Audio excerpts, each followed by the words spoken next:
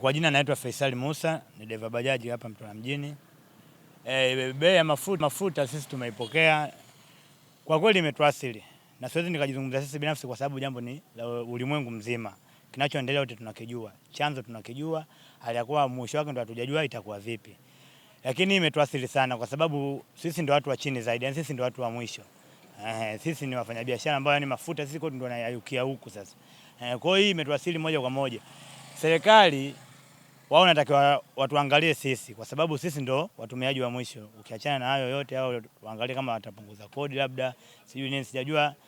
Siwezi nikasema wafanye nini kwa sababu hayo ni mambo wenyewe na kuna ambao wasimamizi wa hayo mambo. Ila sisi tunaangalia wao kwa sababu sisi tayari tuna viongozi wetu na wao tuangalie sisi kuangalia hili jambo wanatatua vipi. Lakini kwa sisi tumelipokea na tumeasilika nalo kwa kiasi kikubwa sana. Kwa wateja wao bado inakuwa kwao jambo gumu kupokea bei zetu na sisi pia kwa sababu sisi pia tunafanya yani biashara ni biashara, huwezi kufanya biashara ya loss. Tunatamani tupate faida kutokana na kitu tunachokipata. Wateja imekuwa changamoto sana kuelekeza bei mpya au kukubaliana nayo hiyo bei ambayo tunawapa kwa sababu ukiangalia viwango vyao vya uchumi na wao haviongezeki kwa sababu ya ongezeko la mafuta. Kila mtu ana shughuli zake. Kwa unapokuja kumpa bei mpya, ukiangalia mtu kila siku inabidi aende kazini na nini, imekuwa changamoto kubwa. Wengine sasa hivi wanatumia baisikeli kabisa. Unaona, kwa hiyo mambo yamekuwa yanakuwa magumu. Imeongezeka 500. Maana tulikuwa tunaenda, kwa mfano tulikuwa tunaenda Mikindani, tunaanzia hapa Bima hadi Mikindani 1000. Kwa sasa hivi tumeanza na bei 1500, lakini hiyo 1500 vuta ni kuvute yake. Nafikia watu wengi mpaka wanashikana mashati, wengine wanafikia hatua hizo. Kutokana na nini? Sisi tumeamka asubuhi bei imepanda, sisi tumebidi tupandishe bei na sisi ili upande wetu uweze kufeva. Unaona, kwa hali ndio imekuwa hivyo. Naitwa Juma maarufu Juma Mkonga ndo jina langu. Kwamba inaathiri kiukweli kwa sababu miaka na miaka biashara ya usafirishaji ilishazoeleka kwamba nauli yake ni shilingi fulani. Kwa mazingira yetu haya tulishazoea kwamba kwa abiria kwenye bodaboda ukienda naye Mkanaledi stendi 1500, ukienda naye mazingira ya mjini kati hapa sokoni Coco Beach India Quarters feri shilingi 1000. Lakini saa hizi haiwezi tena kwa bei ile kwa sababu kitendo cha kupanda shilingi 1000 kwenye lita moja ni jambo kubwa sana. Tuwezi kuendeleza na bei zile. Sasa mtu anakuja bado anataka vile vile.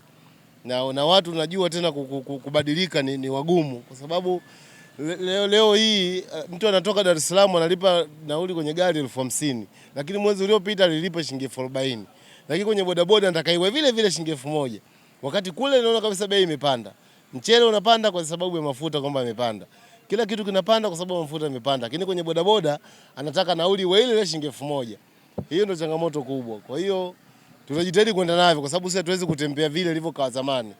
Atakayeona inafaa tutakwenda, atakayeona haifai ataangalia mwenyewe namna atakavyoweza kwenda. Ndio hivyo.